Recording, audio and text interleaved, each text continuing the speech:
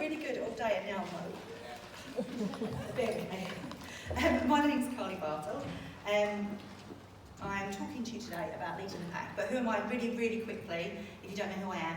I've been with Scentsy for about 4.5 years. I have got a beautiful little girl called Sophie, who's 5, who has just started year 1, and my husband Alan's fly in, fly out, and I absolutely love what I do. By the end of this session, hopefully you will know why you need to lead with intention, how to guide your teams to their version of success, not yours, and hopefully we'll be able to climb together. So this is about leadership, this chat that I'm doing with you now, and you might be sitting here thinking that you don't particularly want to lead, you've got no desire to have a team, and that's absolutely cool. Not everybody does, and not everybody wants to be a leader and wants to grow. But the one thing that I absolutely love about Scentsy is it's a one-size-fits-all. So there's room for everybody. So for those people that just want to grab their stuff for free or earn a little bit of extra money on the side, we are all about that as well as people that want to grow their teams and become leaders and earn income from it. And I wanted to say, for those of you who this might not be applicable right now, you're a vital cog in the wheel of my business and home office business as well. And I couldn't do it without my girls and lads that just want to do it for themselves and want to earn that little bit of extra income every month. It's super important, and we need to have you guys as much as we need to have those superstar consultants, those directors, those star directors for sure.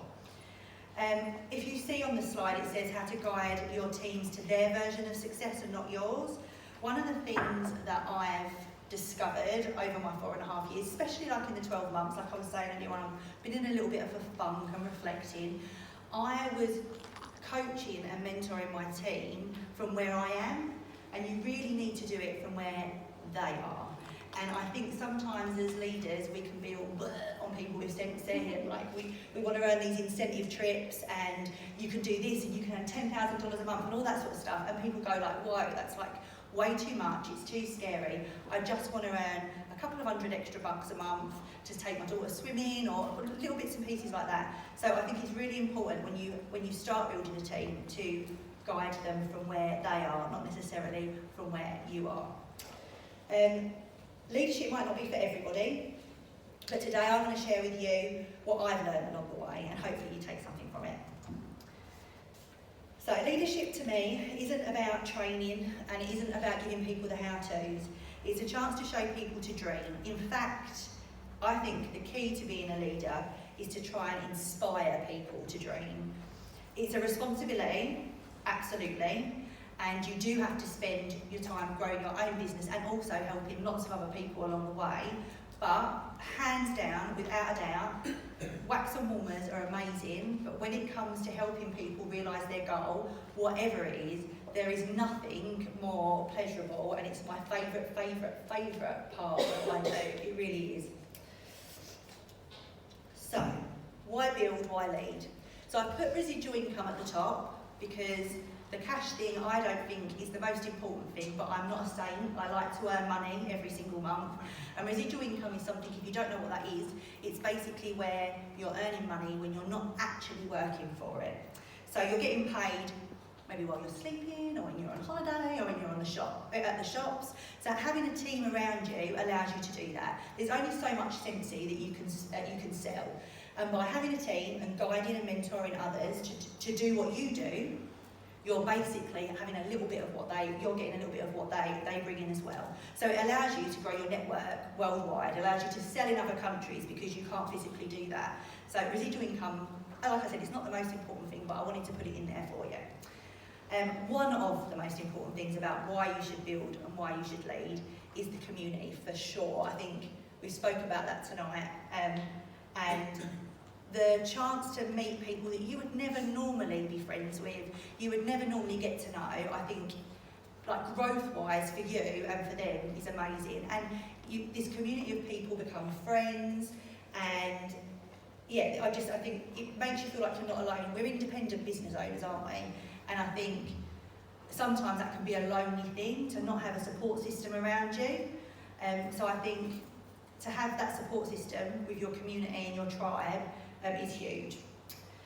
And it also teaches you, I think, the art of listening when you lead. I think I'm a good listener, but I think you have to stand back and take in what other people, like I was saying, you've got to look for where they are rather than where you are. And to do that, you've got to listen. And you can't do it alone. Like I said, there's only so much Scentsy that you can sell, and there's only so much you can do as one person. So you definitely, if you want to move up through the up through like the ranks and become a lead consultant and onwards, you've got to build your team to be able to do that. So you can't do it alone. So the nitty gritty. Know your team. What could you do on a month in, month out basis to make sure you are doing all you can to know where they are coming from in their journey? How do you know how much time to spend with each person? How do you split yourself in 2 or even 1,000? One of the things as a leader I am completely honest about is I am all open to stealing other people's ideas. If I see another leader that's doing something that's awesome, or if I see an essential consultant that's doing something that's awesome, I do not care. I will say, please, can I do that? You're amazing. This could work really well for my team. So I always look at myself as a sponge, that I'm willing to learn and soak up information from everybody that I can. I'm not ashamed to look at others who have already walked the walk before me. This isn't about reinventing the wheel. This is about doing something over and over again. It's a duplicatable process. So I will look to other people, like you were saying about the influencers. Having someone that you look up to is definitely vital, I think, when you're leading. You need to have somebody to follow in the footsteps of, for sure. Now, this is what I do. Some of it you might take on board. Some of it you might not be ready to. But as you grow, hopefully, some of it will make sense to you. What I would say to you is, if you're on the beginning of your journey to building a team, put a plan in place now. Put a plan in place now to keep you sane, because when your team starts to get bigger, it can be really, really overwhelming. So if you have a plan in place for when you've got 2 people, you're going to be able to deal with it when you've got 500. So, okay, this is my safety net. This is what I do. Like I said, you don't have to do any of this. You can do some of it, and when you're starting out, you'll do bits and pieces. I'll tell you what I did right at the very beginning, so that if you are at your sort of first stages, you know. But this is what I do for my team, for everybody, and this is my safety net. Before I go into that, one of the things that I wanted to say to you, that I would say the most important thing about being a leader is to lead from the front. Lead by example. There is nothing I will do, there's nothing I will ask my team to do that I wouldn't do myself. I will always try and do 2,000 PRV. I will always try and bring in new recruits. Because how can I sit there every Wednesday and talk to my team about doing this and doing that and going out and trying this if I'm not doing it myself? So I think, first of all, like, to walk the walk is one of the most important things about leading. Like I said, pick some of these, pick all of them, but what I would say to you is a system is a great thing if you're going to use it. So if you're going to, the right system for you is the one that you're going to use for sure. So this is my everyone. What I do each month, I've got a team page. I had a team page when I was a lead consultant, and the consultants that I had in my team were my mum and my sister-in-law. So I basically used to talk to my mum and my sister-in-law on this team page, and there'd be tumbleweed, but I wanted to get into the headspace of having that team page right from the offset. So I have a team page right now where we do weekly shout-outs, weekly trainings, we'll do booking blitzes. We'll recognise people for their birthdays and their centiversaries. I also have a coaching form which I put on there every single month. That's done with Calendly, so I'll put like my availability. So every single person in my group as a whole has availability to book a coaching call with me if they want to. Only if they want to. I'd never make anybody do a call with me, but it's there. And we have monthly theming. Again, when I was saying about put a plan in place, you keep sane. I think by having that monthly theming, I know that we're going to talk about parties this month. So when I'm planning trainings and things, I know what I can talk about. If we're talking about personal development, same sort of thing. It just keeps me on course.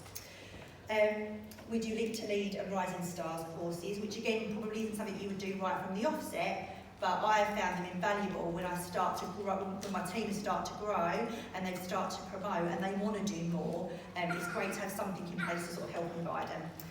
New Starters first 70-day programme to help them get started, And I always voice message. I love voice messaging. I love voice messaging, but I always voice message my will cancel list, and they can be people that I don't know who they are, because my team's quite big now, and so when you start off and it's small, you know everybody and it's great, but as it gets bigger, you need to be able to keep that connection going with people. So I will always send them a voice message and say, look, I know that we haven't spoken for a little while. They could have completely ignored me every single time that I've spoken to them, but I'll still voice message and say, look, I'm here this month. If you need me, please let me help. We don't want you to go. One of the newer things I've brought in lately is a newsletter, and that is to catch all the people that aren't on Facebook. So that one, everyone's emailed. We give monthly news, where to find us, so where to find my team page, sky's the limit. That coaching form that I spoke about before is on there, and a monthly Zoom meeting details are on there as well. So we do monthly Zoom calls, which is, people don't have to turn up. We send the Zoom call out. Sometimes I've got 10, sometimes I've got 1, sometimes it doesn't matter, but we always hold it. And then we do every other month we do a meet up as well. So what I mean by safety net is, I want to try and make sure that I give everybody the same opportunity, everybody. And if someone decides that they're a kidnapper, that's absolutely fine. I wouldn't hound them to grow their business or anything like that. But if they change their mind in 6 months' time and they become pregnant and they decide they don't want to go back to work again, they know exactly where to come, because every month I'm speaking to them. Every week I'm speaking to them with training. I'm giving them shout-outs on their birthdays. I'm always there, this little voice in the back of their head, whether they want me there or not. But I'm there and I'm present. So it might not be that I directly speak to them, because you can't speak to every single person every single month about what they want to do, but I'm there for them if they choose. Because at the beginning, like I was saying, you know, when you talk to people from where they are, rather than where you are, I think at the beginning people don't realise what Scentsy is. You join for the kit, you join for the free stuff, you join to earn a little bit of extra money. But then sometimes, if you stay around long enough, a light bulb goes off and you suddenly realise the potential in it.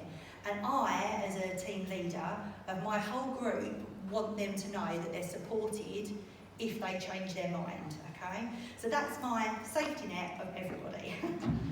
These are the two, I wanted to just share these with you, because these are my coaching forms that I use. So this is my one-to-one coaching call that's on my team page every single month. Thank you, Faith, for helping me with that with Accelerated Leadership. And this is my first day 70 days coaching call. Now, what they are is they're to give me, when I have my 30-minute coaching call with someone, they're to give me an idea of what they want, because it's not about me, it's about what they want. How can I help them this month achieve what they want to achieve? That 70-day one is to find out why they've joined Scentsy. How do they want to be spoken to? Like, what's their learning style?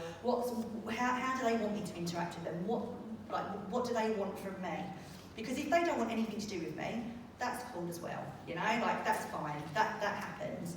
So I just wanted to show you those, and it's just for me to help me discover them, really. And I think when you keep them on file as well, and you go through the months of people changing and evolving, it's really interesting to look back on where they've come from and what they like, what they want now and what they wanted at the beginning. So yeah, they're my coaching forms that I use at the minute. Okay, so I've covered everybody in my safety net, but what about the people that really want to progress? How do you help them? How do you know who they are? Reports for me are massive, and it isn't something that I've done always. I would say maybe in the last year and a half I've been really buckling down on my reports. So because a lot of the time people don't realise how well they're doing. So they'll join and they'll have this awesome start, or they'll join and they'll go along for a little bit, and then all of a sudden they'll have a launch party and stuff, and they'll start actually selling. But they don't realise what 500 PRV means. They don't realise what getting a new recruit means, because maybe nobody's told them, maybe they've not gone onto the page. So by running reports, so for instance, I will run somebody that's hitting each month, a few times a month, I'll run the 500 PRV report. So if someone's hitting that consistently, that's like a light bulb for me, like they're doing something. If someone's bringing in a new recruit each month, or every now and again, do they know how to help that person get started? So I would reach out to them and go, like, amazing, you brought in someone new, do you need any help? So it just things like that, people that are getting paid at title, or maybe somebody has recruited and slowly their GWV's creeping up and they're getting close to promoting. Do they know that they're close to promoting? And by running those reports, I can reach out and say, look, I really want to help you. I really want to. If you want me to, I'm here for you. So, reports are key. Listen, like I said before, and watch. Who shows up? Who's showing up to your events? Who's showing up to World Tour? Who's showing up to your training calls? Who's showing up? That's massive. That's not always about figures. It's not always about who's hitting those sales every single month and who's recruiting. It's who's showing up. They deserve to be given some of your time so that you can help them develop them because they want it, and that want and that passion and that commitment will go far with just a little bit of help and encouragement along the way. So, my top tips to keep on top of it. Track it. Track it. Have leadership forums. Those reports that I was talking about, run them. Play about with your workstation. Get friendly with your workstation and learn how to run these reports. And keep note of it so that you can see month on month how your business is growing. Look out for the patterns. If Susie was hitting Star for like 4 or 5 months in a row and all of a sudden she's just putting in her minimum order, what has happened to Susie? Has something happened in her life? Do we need to send her a message and say, Susie, what's going on? Can I help you? So look for those patterns and use your time. The 80-20 business rule, I think, is super important. You need to, that leading by example doesn't just happen. You have to work your business 80% of the time, 20% of the time on your team. That 80% of the time is where you're bringing in your new customers, because if you're recruiting your customers like you should be, you're going to bring in new ones, or you need to be bringing new ones in all that time, so you need to be working your business. So, that's it. God, I feel like a blah, blah, blah, blah, blah, blah. Okay. This. Somebody said this to me. It was actually one of my teamies was on a horticultural course, and the person that was teaching her said, "Let's build constellations, not stars." And ever since it got said to me, it's stuck so much in my head. So at the end of the day, as someone who is helping people with their dreams, I understand that that one person doesn't make a star. But not just one star makes it work. It's an entire constellation of Scentsy superstars that should always feel included and part of something special. That's it.